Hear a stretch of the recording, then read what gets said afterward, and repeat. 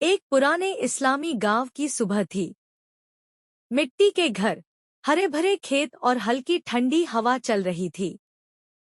फातिमा, एक परहेजगार माँ, अपने आंगन में झाड़ू लगा रही थी। उसने पूरा बुर्का पहन रखा था और उसके चेहरे पर सुकून साफ दिखता था। चूल्हे पर चाय पक रही थी और घर में नूर बिखरा हुआ था। अंदर 13 साल का अहमद अपनी चारपाई पर आंखें मलते हुए उठा। उसने माँ की ओर देखा।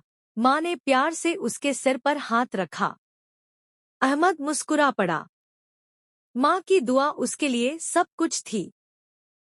फातिमा ने अहमद को मिट्टी के बर्तन में सादा नाश्ता दिया, रोटी और दूध।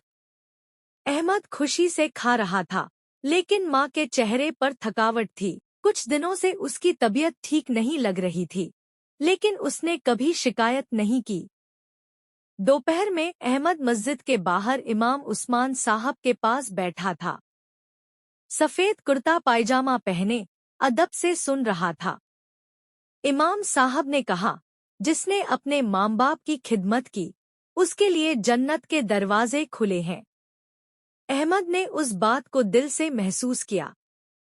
रात के अंधेरे में माँ की खांसी और तेज हो गई। अहमद उसके पास बैठा, हाथ पकड़कर दुआ मांग रहा था। चिराग की रोशनी में माँ का चेहरा थका हुआ और बीमार लग रहा था, लेकिन आंखों में अब भी बेटे के लिए मोहब्बत थी।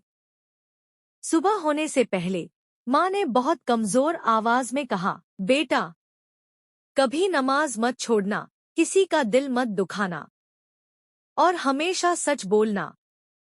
उसकी सांसें धीरे धीरे थमने लगी। अहमद की आंखों से आंसू रुक ही नहीं रहे थे। गांव के लोग माँ का जनाजा उठा रहे थे। सफेद कफन में लिपटी माँ की पवित्र देह। अहमद चुपचाप सिर झुकाए रो रहा था। उसका दिल टूट चुका था, मगर माँ की दी हुई तालीम अब भी उसके दिल में जिंदा थी। कब्र के पास अहमद अकेला बैठा था। हाथ में छोटी सी कुरान थी, सफेद कुर्ता और सिर पर टोपी।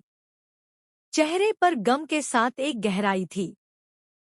माँ की दुआओं ने उसे संभाल रखा था। कई साल बीत चुके थे। अब अहमद गांव के मदरसे में बच्चों को दीनी तालीम देता था। माँ का सपना पूरा हो रहा था। उसकी हर बात, हर अमल माँ की याद दिलाता था। कुरान रेहाल पर खुली थी। एक झरोखे से रोशनी उस पर पड़ रही थी।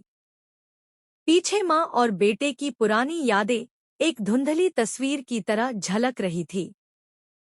अगर माँ साथ हो तो जिंदगी में बरकत होती है, और अगर माँ चली जाए तो बस उसकी दुआ ही रह जाती है।